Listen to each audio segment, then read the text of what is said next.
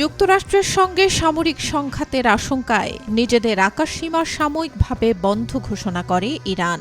স্থানীয় সময় বুধবার বিকেল ৫টা ১৫ থেকে রাত প্রায় ১০টা পর্যন্ত বন্ধ ছিল দেশটির আকাশসীমা, খবর রয়টার্সের। ওই নিষেধাজ্ঞা দেয়া হয় বেসামরিক ফ্লাইটগুলোকে। ফলে অনেক আন্তর্জাতিক এয়ারলাইন্স তাদের ফ্লাইট বাতিল করতে বাধ্য হয়। আবার অনেক বিমানকে নির্দিষ্ট আকাশপথ বদলে অন্য পথে দীর্ঘ রুটে চলতে হয়। এতে ফ্লাইট সূচিতে বিঘ্ন দেখা দেয়, বেড়ে যায় যাত্রী ভোগান্তি। ইরানের পক্ষ থেকে দেয়া একটি নোটিশ প্রকাশ করে যুক্তরাষ্ট্রের ফেডারেল অ্যাভিয়েশন অ্যাডমিনিস্ট্রেশন FAA। এতে বলা হয়, বিশেষ অনুমতি ছাড়া সব আন্তর্জাতিক ফ্লাইটের জন্য আকাশসীমা বন্ধ থাকবে। নিষেধাজ্ঞা চলাকালে ইরানের আকাশে চীন ও ইরানের মধ্যে যাতায়াতকারী মাহান এয়ারের ২টি বিমান ছাড়া আর কোনো বেসামরিক বিমান দেখা যায়নি। ভারতের ইন্ডিগো ও এয়ার ইন্ডিয়া জানায়, ইরানের আকাশপথ বন্ধ হওয়ায় তাদের ফ্লাইটগুলো বাতিল হতে পারে। রাশিয়ার অ্যারোফ্লটের একটি উড়োজাহাজ তেহরানের পথে রওনা দিলেও মাঝপথ থেকে মস্কোতে ফিরে যায়।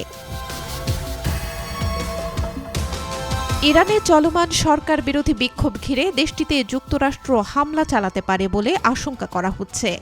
মার্কিন প্রেসিডেন্ট ডোনাল্ড ট্রাম্প ইতোমধ্যে কয়েকবার আক্রমণের হুমকিও দিয়েছেন। আবার যুক্তরাষ্ট্রে পাল্টা হামলা চালানোর হুঁশিয়ারি দিয়েছে ইরানও। প্রতিবেশী দেশগুলোকে সতর্ক করে ইরান বলছে, যুক্তরাষ্ট্র যদি ইরানে হামলা চালায় তাহলে মধ্যপ্রাচ্যে যুক্তরাষ্ট্রের মিত্র দেশগুলোতে থাকা মার্কিন ঘাঁটিতে পাল্টা আঘাত করা হবে। এমন হুমকিতে মধ্যপ্রাচ্যের অনেক ঘাঁটি থেকে কর্মী সরিয়ে নিচ্ছে ওয়াশিংটন। এমন পরিস্থিতিতে ক্ষেপণাস্ত্র ও ড্রোন হামলার আশঙ্কায় মধ্যপ্রাচ্যের আন্তর্জাতিক বিমান সংস্থাগুলো রয়েছে বেশ সতর্ক অবস্থানে।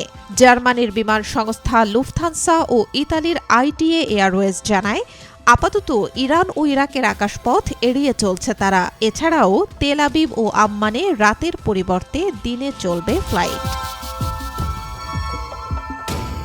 ২০২০ সালে ভুলবশত ইউক্রেনীয় একটি যাত্রীবাহী উড়োজাহাজ ভূপাতিত করেছিল ইরানের সামরিক বাহিনী। এতে ১৭৬ জন আরোহীর সবাই নিহত হন। সেই তিক্ত অভিজ্ঞতার কথা মাথায় রেখে ঝুঁকি এড়াতে অধিকাংশ উড়োজাহাজ সংস্থা এখন ইরানের আকাশপথ এড়িয়ে চলছে। তবে বুধবার ইরান দাবি করে তারা বিক্ষোভ নিয়ন্ত্রণে এনেছে। আর বৃহস্পতিবার ট্রাম্প জানান, ইরান কর্তৃপক্ষের সঙ্গে তার কথা হয়েছে। আটক বিক্ষোভকারীদের মৃত্যুদণ্ড দেওয়ার সিদ্ধান্ত থেকে সরে এসেছে দেশটি। এমন পরিস্থিতিতে তেহরান ওয়াশিংটন উত্তেজনার জল কোথায় গড়ায় সেটিই দেখার বিষয়। Desk report, B news 24।